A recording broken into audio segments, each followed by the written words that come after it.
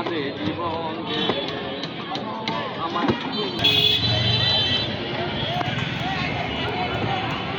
দুই যুগ পরে নওগাঁয় আসছেন তারেক রহমান, উচ্ছ্বসিত নেতাকর্মীরা।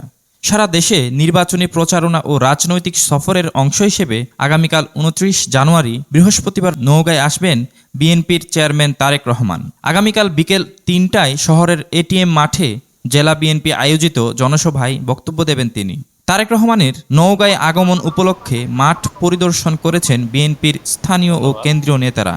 আপনারা ইতিমধ্যে অবগত হয়েছেন আমাদের বিএনপির চেয়ারম্যান জনাব তারেক রহমান আগামীকাল বৈকাল ৩টায় আমাদের এই ঐতিহাসিক এটিএম মাঠে উনি উপস্থিত হবেন এবং আমাদের নওগাঁবাসীর উদ্দেশ্যে উনি বক্তব্য দিবেন। আগামীকাল নওগাঁ ও জয়পুরহাটের স্থানীয় নেতাকর্মী সহ ২ লক্ষ মানুষের সমাগম হবে বলে আশা করছেন বিএনপির স্থানীয় নেতাকর্মীরা। Sadek Chowdhury, enter TV.